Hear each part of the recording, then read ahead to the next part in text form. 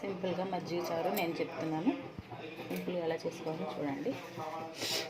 First oil పొయ్యి మీద pan పెట్టి ఆయిల్ వేసుకొని, ఆయిల్ కొంచెం వేడైన తర్వాత అందులో కొంచెం పోపు దినుసులు వేసుకొని అవి ఫ్రై కావాలి.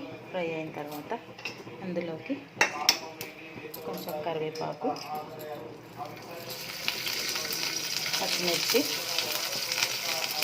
రెడ్ కలర్ పచ్చిమిర్చి అయితే మజ్జిగ పులుసులోకి చూడడానికి కలర్ఫుల్గా ఉంటాయని కట్ చేసి కొద్దిగా వేగిన తర్వాత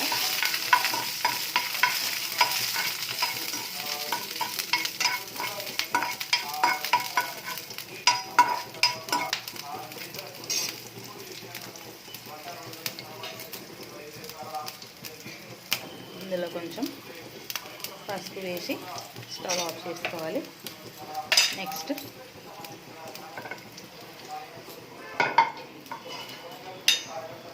ఇంత మజ్జిగకి మనము సాల్ట్ ఒక స్పూన్ అయితే సరిపోతుంది.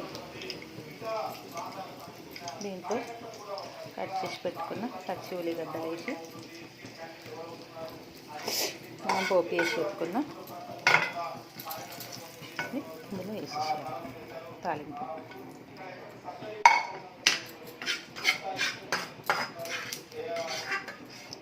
వేసి మిక్స్ చేసుకోవాలి.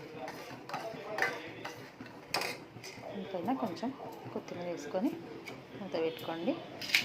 అన్నంలోకి ఇది చాలా బాగుంటుంది. పిల్లలకు చాలా ఇష్టపడతారు చిన్నపిల్లలు.